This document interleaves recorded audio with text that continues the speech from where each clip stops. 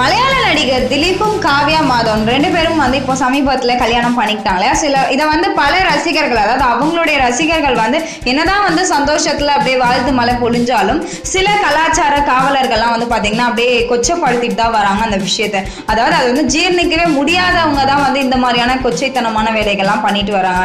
அதாவது மஞ்சு வாரியருக்கு ஆதரவா அளிக்கிறேன் அப்படின்னு சொல்லிட்டு சில பேர் வந்து காவ்யா மாதவனையும் திலீப்பையும் வந்து அப்படியே வசைப்பாடிக்கிட்டே வராங்க. அதனுடைய ஒரு பகுதியாக தான் நம்மளுடைய கேரள முன்னாள் அமைச்சர் பந்தளம் சுதாகரன் அப்படின்றவர் மாட்டியிருக்காரு. அவர் வந்து என்ன பண்ணியிருக்காரு அப்படின்னு பாத்தீங்கன்னா, அதாவது ஃபேஸ்புக் முகநூல் பக்கத்துல வந்து பந்தளம் சுதாகரன் வந்து இனி பிரச்சனை இல்லை, கருப்பு பணம் நல்ல நோட்டா மாறிடுச்சு அப்படின்னு சொல்லியிருக்காரு. அதுக்கான அர்த்தம் என்ன அப்படின்னு பாத்தீங்கன்னா, அதாவது திலீப்பும் காவ்யா மாதவனும் வந்து ஏற்கனவே அவர் ஒரு வாழ்க்கையில், அதாவது தன்னுடைய துணையை வந்து பிரிஞ்சதுக்கு அப்புறம், டிவோர்ஸ் ஆனதுக்கு அப்புறமே 2 பேரும் நட்பா இருந்து வந்தாங்க. ஸோ அதை தான் வந்து அப்போ கருப்பு பணமா இருந்தது, இப்போ வந்து திருமணத்துக்கு அப்புறம் நல்ல நோட்டா மாறிடுச்சு அப்படின்னு சொல்லி அந்த உறவையே வந்து கொச்சைப்படுத்துற அளவுக்கு அவர் தெரிவிச்சிருக்காரு. இதனால வந்து பாத்தீங்கன்னா அவர் பல பேர் வந்து ரொம்ப திட்டி எல்லாரும் வந்து இப்படிலாம் நீங்க பண்றது சரி கிடையாது அப்படின்னு சொல்லிட்டு கண்டனங்களா தெரிவிச்சதுமே தன்னோட ஃபேஸ்புக் பக்கத்து பதிவை வந்து நீக்கிட்டு இப்போ வந்து எதுவுமே தெரியாத மாதிரி இருந்துட்டு வர. ஸோ இந்த மாதிரி நீங்க நிறைய நியூஸ் தெரிஞ்சுக்கணும் அப்படின்னு நினைச்சீங்கன்னா நம்மளுடைய கலக்கல் சினிமாவை தொடர்ந்து சப்ஸ்கிரைப் பண்ணுங்க.